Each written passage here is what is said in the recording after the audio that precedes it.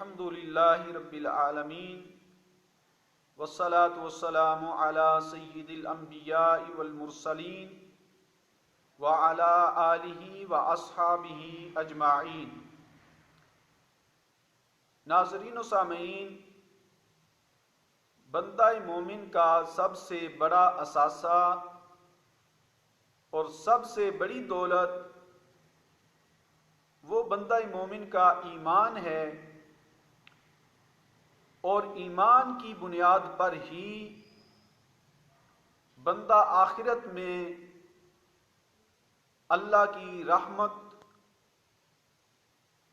کا مستحق ہو سکتا ہے۔ تو اس پرفتن دور کے اندر اپنے ایمان کی حفاظت کو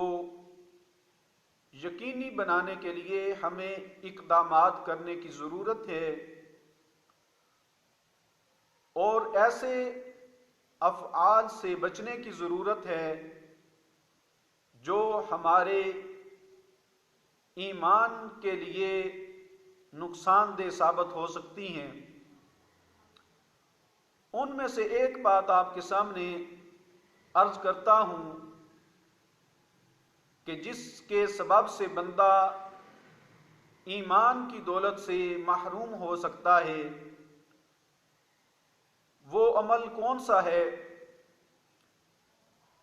اس بات کو حضرت امام جلال الدین سیوطی علیہ رحمہ نے اپنی کتاب شرح الصدور کے اندر لکھا کہ ایک بندہ بد مذہبوں کے پاس بیٹھتا تھا، اور وہ بد مذہب ٹولہ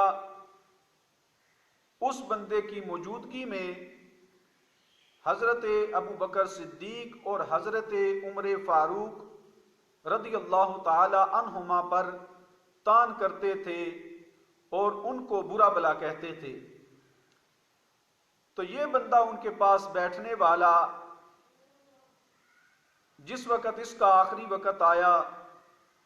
تو اس کے گھر والوں نے اسے کلمہ شریف کی تلقین کی، تو اس بندے کی زبان سے کلمہ جاری نہیں ہو رہا تھا۔ تو اس سے پوچھا گیا تو وہ کہنے لگا کہ یہ میری چارپائی کے پاس دو شخص کھڑے ہیں اور یہ مجھے